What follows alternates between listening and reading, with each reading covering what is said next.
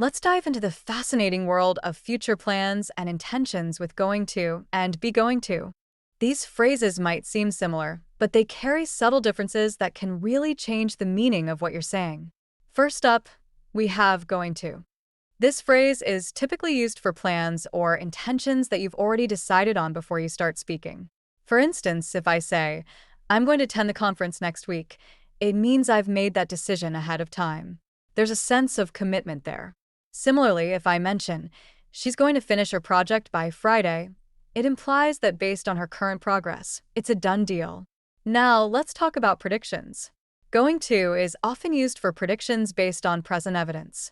If I see dark clouds and say, it's going to rain, I'm basing that on what I can see right now. It's a confident statement about the future. On the flip side, we have be going to. This phrase is used for plans or intentions that are a bit more tentative or uncertain. For example, if I say, I'm going to try to attend the conference next week, it suggests that while I have the intention, it's not set in stone. Maybe something else could come up, and I'm not fully committed yet. Similarly, if I say, she's going to possibly finish her project by Friday, it reflects that there's some uncertainty there. The project might take longer, or she might get sidetracked. It's all about that wiggle room in our plans. Interestingly, in modern English, the distinction between going to and be going to has blurred quite a bit. Many people use them interchangeably without thinking twice. But understanding the nuances can really enhance your communication. Let's break down the key differences. First, formality. Be going to tends to sound a bit more formal, while going to is more casual. So, if you're in a formal setting, you might opt for be going to convey your plans. Next, there's emphasis. Be going to emphasizes the planning process itself, while going to focuses more on the outcome.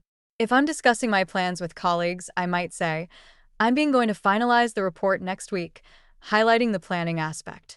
But if I'm telling a friend, I'd likely say, I'm going to finish the report next week, focusing on the end result. So, when should you use each?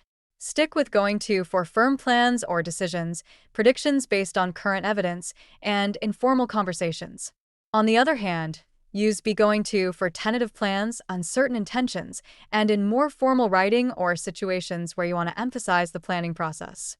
In summary, while the theoretical differences exist, in everyday language, many people don't stress about which one to use. But being aware of these nuances can help you express yourself more clearly and effectively.